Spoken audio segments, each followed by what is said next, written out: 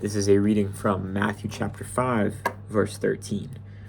You are the salt of the earth, but if salt has lost its taste, how can its saltiness be restored? It is no longer good for anything, but is thrown out and trampled underfoot. So I've known about this verse for a while, and I kind of always understood like the salt part, which we'll get to, but I was reflecting more on it this morning and kind of realized like the second part's a little frightening, if you will. If salt has lost its taste, how can its saltiness be restored? It's no longer good for anything, but is thrown out and trampled underfoot. Jesus is calling us salt, and he's saying if we lose it, if we lose the zest, if we lose the saltiness, we're worthless. We're no longer good for anything. Thrown out, trampled underfoot. Obviously, God created us all good in his eyes, yada, yada, yada. But there's definitely some strong language which I want to kind of pull out here. Some interpretations of what Jesus is saying in this. So a little background, I've known this verse for a while. I really liked it. Actually, one of the guys that ran a Bible study I went to when I was a freshman in college, who was like a personal trainer, really into the gym, he had a shirt, or he had like a clothing brand, and one of the shirts was Salt and Light, and it had this verse on the back, which is really cool. So first thing I want to point out, again, this is talking about salt. The next verse, you are the light of the world, and it's a couple verses later. Let your light shine before others so that they may see your good works and give glory to your Father in heaven. So here we have these two ideas of salt and light. And the first idea I want to extract is salt and light are worthless by themselves.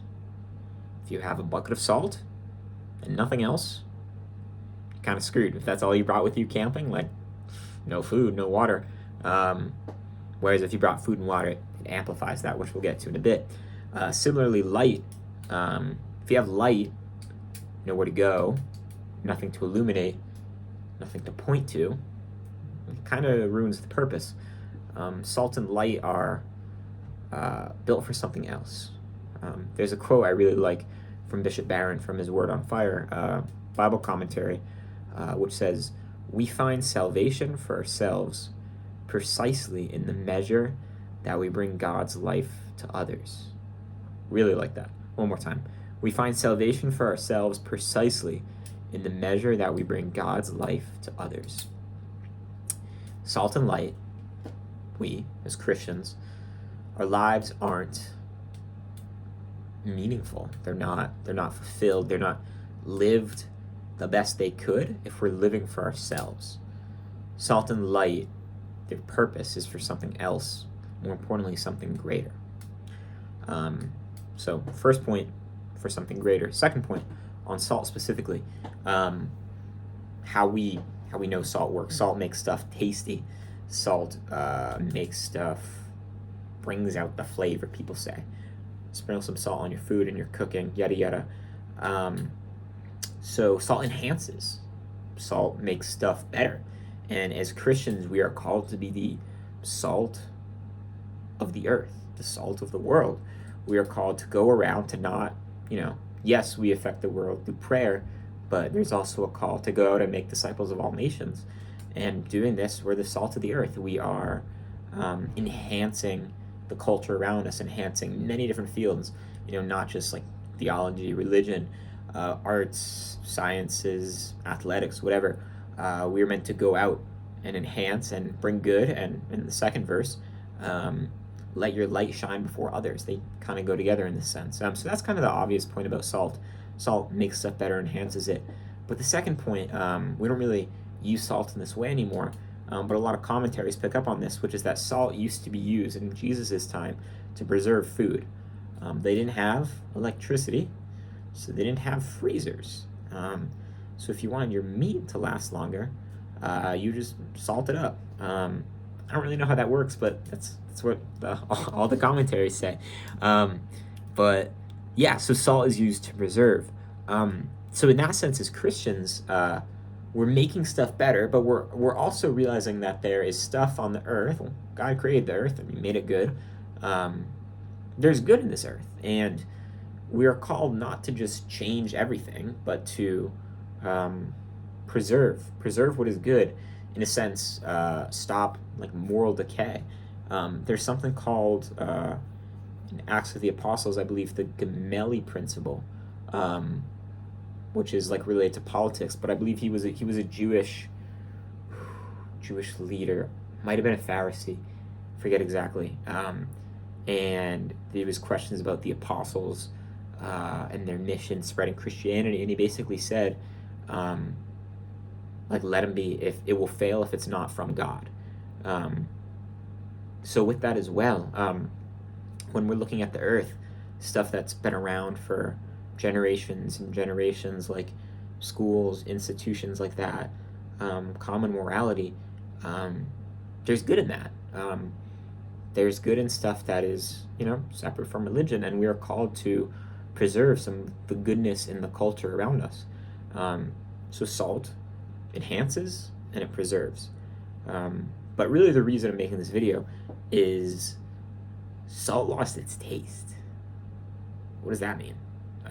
First of all, I've never experienced salt losing its taste. I don't know what that would be like. Maybe it's like you leave it to, I don't know if salt has a shelf life. That doesn't make sense. But you can sort of imagine what it would be like if salt loses its taste.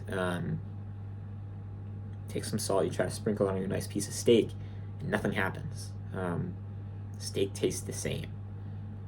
In this sense, salt becomes just another mineral. It blends in. There's no distinction. In fact, here the word holy, some of the etymology from it, holy means distinct or separate. So a take here when it says the salt has lost its taste is we as Christians, we lose what distinguishes us from the world. We lose what's separate and what's unique about us, which is our faith and our relationship with God. And when we lose that spark, that faith, we're just another mineral, and we blend in with the world, and our ability to preserve and enhance is greatly diminished.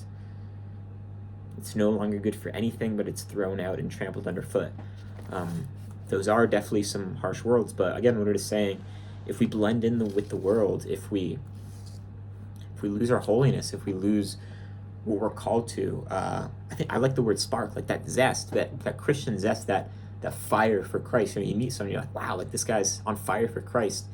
To lose that completely, to lose our taste, we're just another person passing through in the valley of the shadow of death. But we're called as Christians to more than that.